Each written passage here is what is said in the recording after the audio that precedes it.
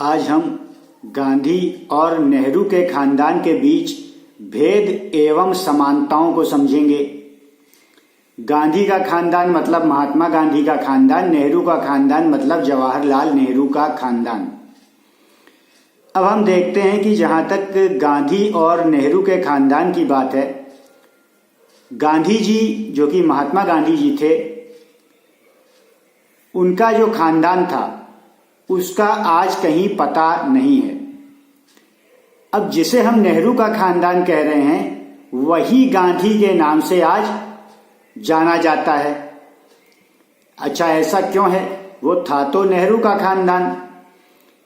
हालांकि ये पूर्ण रूपेण ये तथ्य भी सही नहीं है, क्योंकि जहां पे पेट्रियार्क सोसाइटी है वहां पे पिता से वंश चलता है, और जो नेहरू का वंश है वो तो तभी खत्म हो गया था जब नेहरू थे।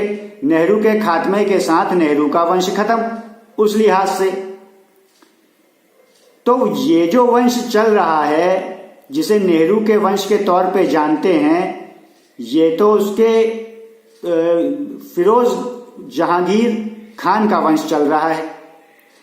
तो इंदिरा गांधी का विवाह हुआ फिरोज जहांगीर खान के साथ, और उनका वंश अब ये आगे चलता आ रहा है।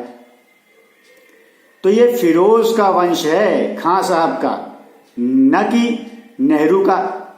हालांकि उनका भी पहले क्या था ये एक अलग मुद्दा है, ये कभी अलग डिस्कस करेंगे।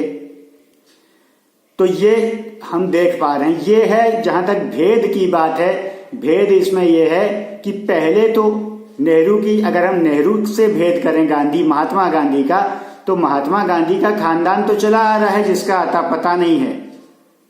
जवाहरलाल नेहरू का खानदान तो वहीं खत्म हो गया अगर हम पिता से माने। अब माता से हम खानदान को अगर माने तो फिर पिता से क्यों ना माने? वो पिता कहां जाएगा? फिरोज खान का क्या होगा? भाई वो एक अपने आप में एक वजूद रखता है कि नहीं, फिरोज जहांगीर खान? तो उसके शक्ल सूरत जो कि बहुत ज्यादा राजीव गांधी से मिलती भी थी, कोई भी फोटो में मिला के देख ले, तो उससे ना मान के इंदिरा से तो मिलती भी नहीं थी, ना नेहरू से मिलती थी राजीव की शक्ल सूरत। तो कैसे हम उसको उसके मां से जोड़ लें और पिता से न जोड़ें? पिता को आखिर क्यों ना जोड़ा जाए? पिता को भी तो जोड़ा जाए। क्या सिर्फ ये एक ही समय में एक ही व्यक्ति में ये है कि अब मैट्रियार्क सोसाइटी चलने लगी?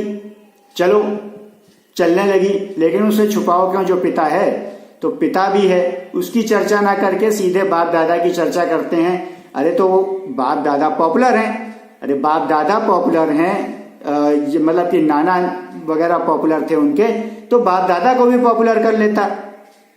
भाई नेता वो भी को पैदाइशी पॉपुलर तो थे नहीं।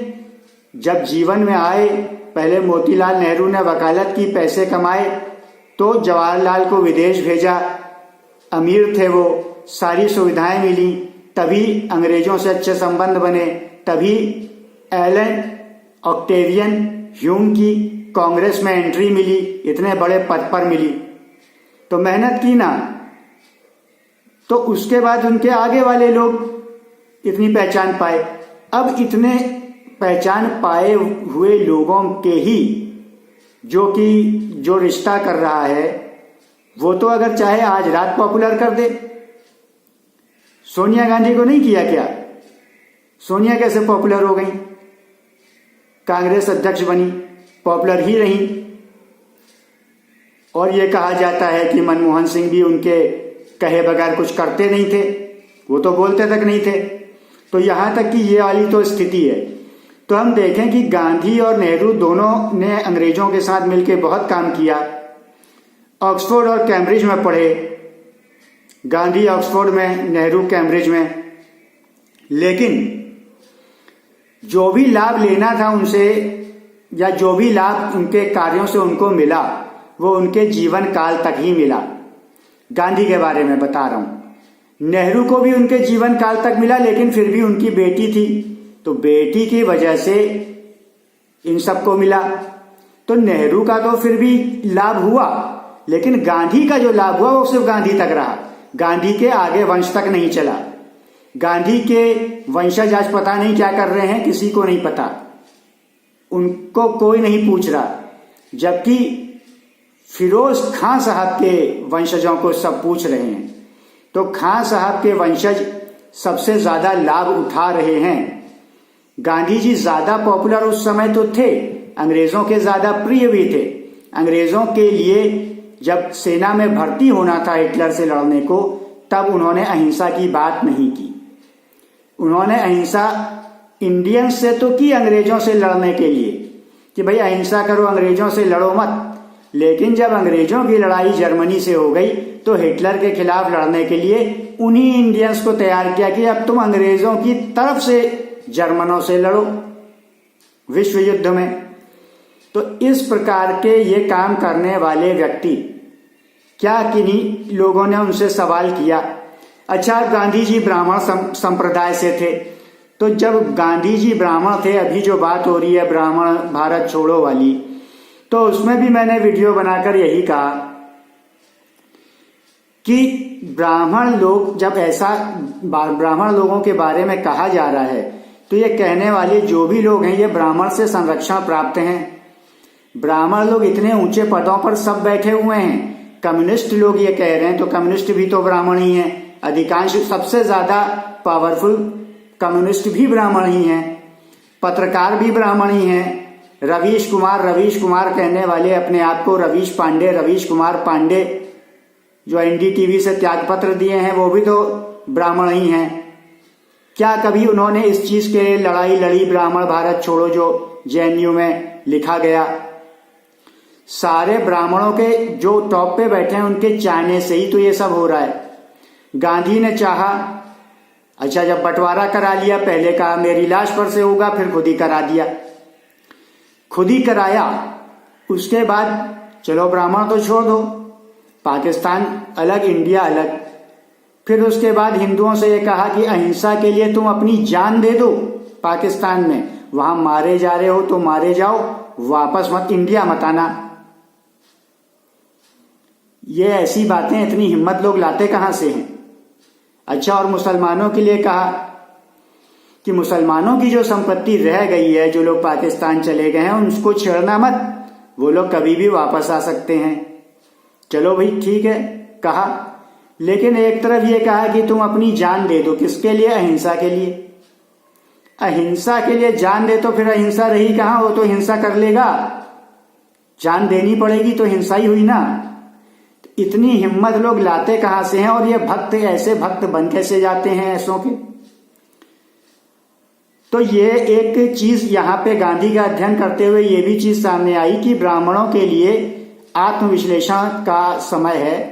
जो बहुत ही ऊंचे पदों पर बैठे हैं, जिन्हें पर्सनल लाभ हो रहा है, वो जो सिर्फ अपने परिवारों को देंगे, अपने परिवारों तक सीमित रखेंगे, उनको छोड़कर बाकी जो लोग हैं वो उन्हें कन्फ्रंट करें, पुल अप करें कि कैसे तुम ये सब उत्पात करा रहे हो या तुम्हारे रहते हो पा रहा है। वो कहेंगे हम थोड़ी करा रहे हैं, तो तुम हो तभी तो ये है।